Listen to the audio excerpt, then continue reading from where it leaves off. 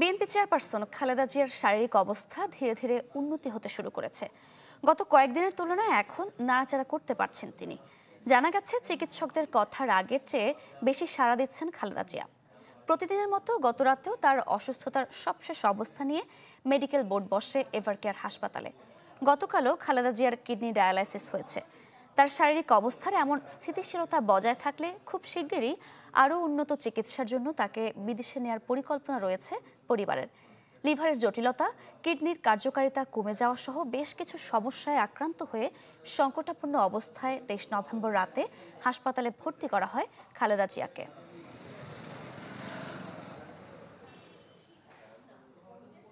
দর্শক, খালেদা জিয়ার শারীরিক অবস্থার খবর জানাচ্ছিলাম। আমরা আরও খবর জানবো। এই মুহূর্তে এভারকেয়ার হাসপাতাল থেকে আমাদের সঙ্গে যুক্ত হচ্ছেন সহকর্মী আদ্দিন সজীব। সজীব,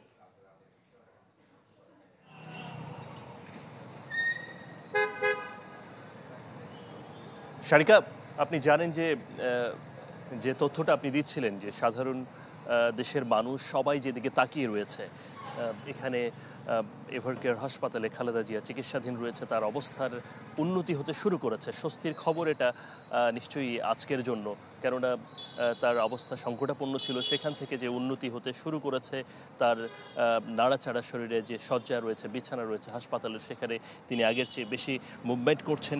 চিকিৎসকদের সঙ্গে নানাবিধ কথায় আলোচনায় তিনি রেসপন্স করছেন, অনেক ক্ষেত্রে বেশ ভালো সাড়া দিচ্ছেন বলে আমরা জানতে পেরেছি। এবং যে বিষয়টা সবচেয়ে ইতিবাচক সেটা হলো যে তিনি তুলনামূলকভাবে স্বাভাবিক যে খাবার সেগুলো না নিতে পারলেও পানীয় জাতীয় খাবার তিনি নিতে পারছেন বলে আমরা জানতে পেরেছি। যদিও এরই মধ্যে এখনো পর্যন্ত পুরোপুরি যে সংখ্যা কেটে গেছে এটা চিকিৎসকরা বলছেন ব্যাপারটা এরকম নয়, তবে তারা প্রত্যাশা করছেন যে যে স্থিতিশীলতা তার শরীরের মধ্যে দেখা যাচ্ছে এটা যদি বজায় থাকে তাহলে খুব শিগগিরই খালেদা জিয়াকে এমন একটা অবস্থায় চিকিৎসকরা নেয়ার চেষ্টা করছেন যাতে করে তাকে বিদেশে নেয়ার মতো পরিস্থিতি তৈরি হয়, এবং সেই শারীরিক উন্নতির প্রচেষ্টাই চিকিৎসকরা চালাচ্ছেন। আপনি জানেন তার শরীরে নানাবিধ সমস্যা রয়েছে এবং দীর্ঘদিন ধরে সেই চিকিৎসা তিনি নিচ্ছিলেন। যেমন ধরেন, সবচেয়ে বেশি যে বিষয়টা এখন তাকে ভোগাচ্ছে সেটি হলো তার কিডনির কার্যকারিতা কমে যাওয়া। সে জায়গায় উন্নতি করার প্রচেষ্টা চালিয়ে যাচ্ছেন চিকিৎসকরা। তার ডায়ালাইসিস হয়েছে এবং এটা হচ্ছে টানা।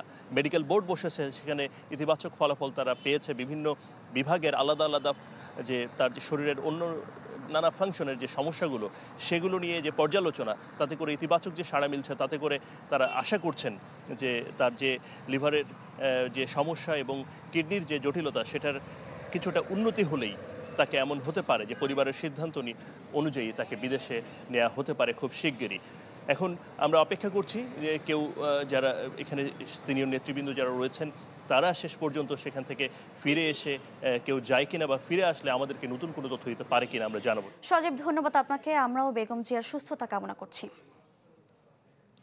দর্শক, এভারকেয়ার হাসপাতাল থেকে সহকর্মী আদ্দিন সজীব যুক্ত হয়েছিলেন। আমরা বেগম খালেদা জিয়ার শারীরিক অবস্থার খবর জানছিলাম।